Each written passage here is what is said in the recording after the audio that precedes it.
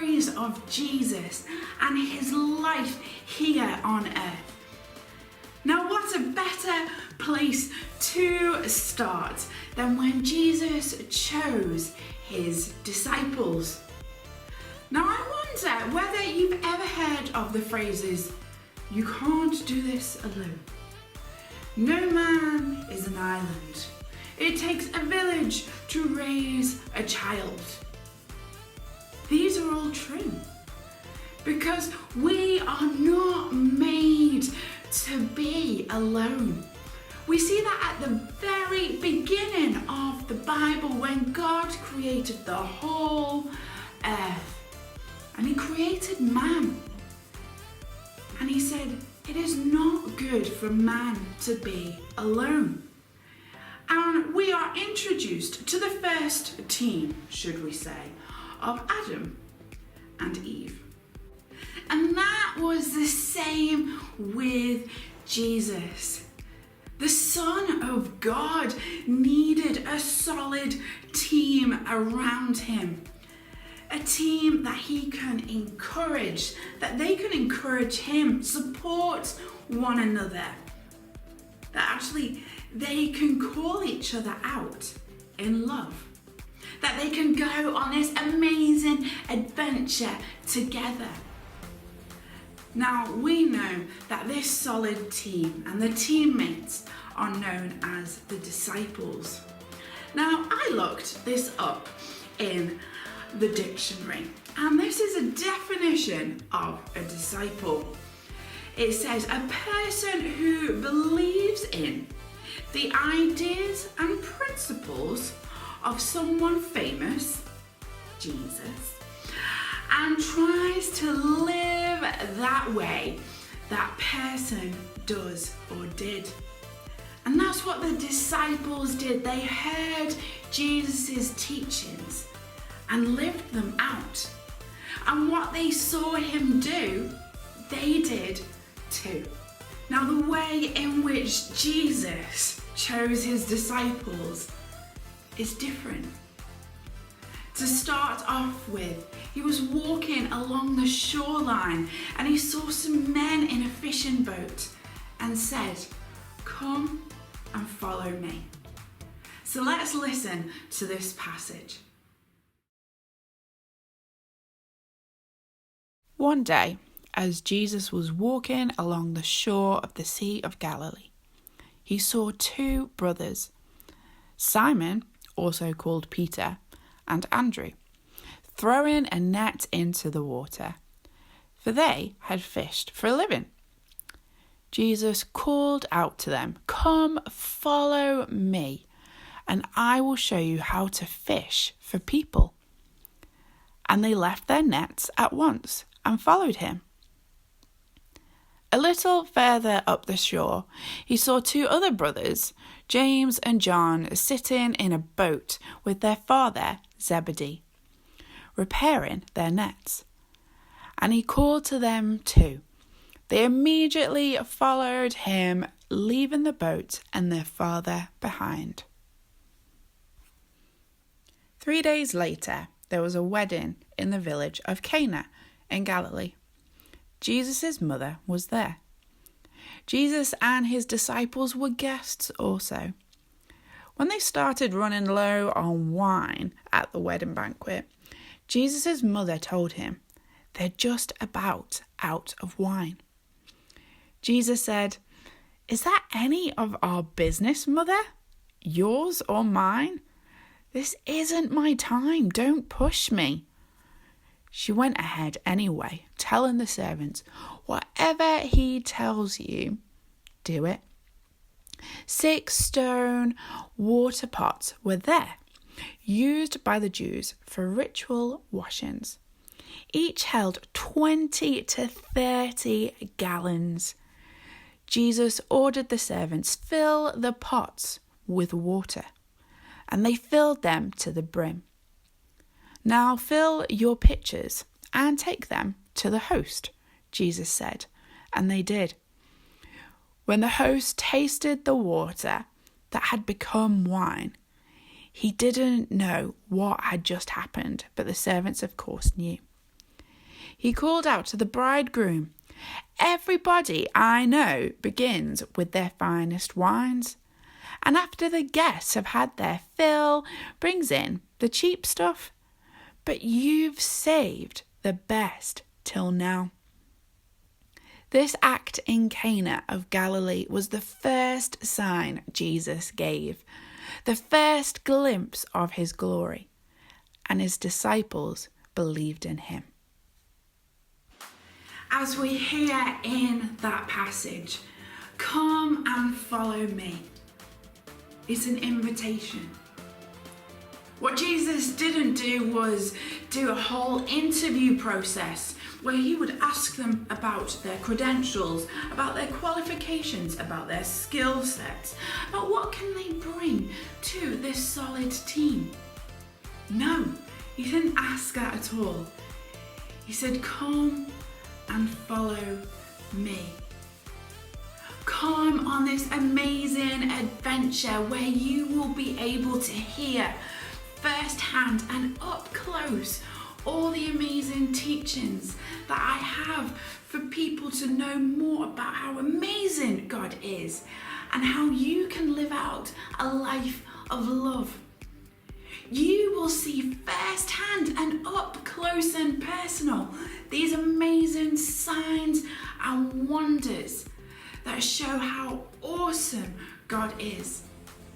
By seeing the miracles of people being healed, of water being turned into wine, of a small picnic feeding over 5,000 people.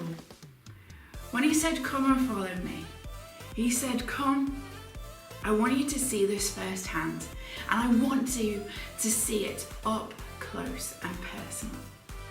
And at that point in time, he invited 12 men to be his disciples. But his invitation is to everyone. He says to you and to me, "Come and follow me." It's a personal invitation where he's saying, do you want to come on an amazing adventure?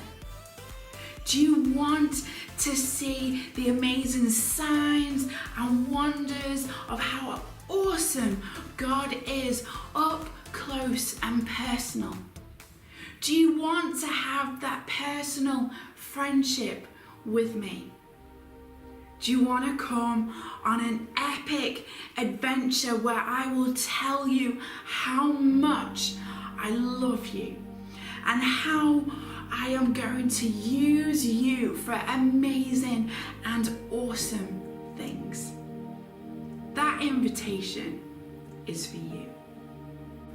Many people may feel that they're disqualified from this invitation. Jesus, if only you knew what I've done. Jesus, if only you knew who I am. What can I bring to the table? Now, like I said, this isn't a job interview, and if it was, those first 12 disciples, that solid team, would not have existed. They would have failed. Because these men were fishermen, they stank. They were tax collectors, seen as the worst of the worst. They were doctors, they were politicians. It was just a bunch of random people that Jesus got together. But that's because the invitation is given to all. What Jesus saw was their heart and their need for him. Jesus personally invites you to come and follow him. But we have a decision to make, and it really kind of comes down to two options: yes or no. Because we can't actually do you know what, Jesus, I'll give you 50%. 50%. Because when Jesus said to those fishermen, "Come and follow me," they left everything behind. They gave 100% to Jesus. They were saying, do you know what? I'm going to follow you with everything everything that I have and everything that I am. And that does come with sacrifice. Now, I'm not saying leave your fishing boat at home, okay, and leave your house. But I am telling you, it will come with some sacrifice. I'm going to be honest. But I can tell you that saying yes to that invitation was the best decision I have ever made. But you have to decide for yourself. Now, I'm going to pray. And basically this prayer is going to be saying yes to that invitation. And if you would like to join me in that prayer, I'd like you to put your hands up like this. I know, a bit weird, but let me explain. Kind of doing this means actually I give it all. I say 100%, I'm all in. I'm taking that invitation and I'm running with it. Let's go on an adventure together. So I'm going to pray like this, and if you want to join in, then please do. Say the prayer out loud or say it in your heart. But when you do it, say it with 100% yes. Knowing that you are going to go on the best adventure ever. And know that you are going to have a personal relationship with someone that loves you unconditionally. So if you want to say yes to that invitation, I ask you now to put your hands up. Jesus, I thank you that you ask us to come on this wild, crazy adventure with you. To come and follow you. And I say yes. Not just a little bit, but with everything that I am and everything that I have.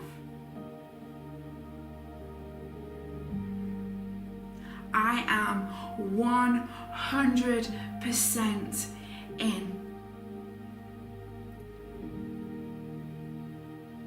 Jesus, I want a personal relationship with you.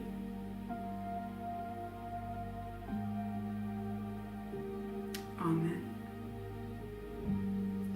Now, if you said that prayer, I would love to know, because we as a team will be praying for you, we'll get in contact with you and give you some more literature that will explain it a little bit more.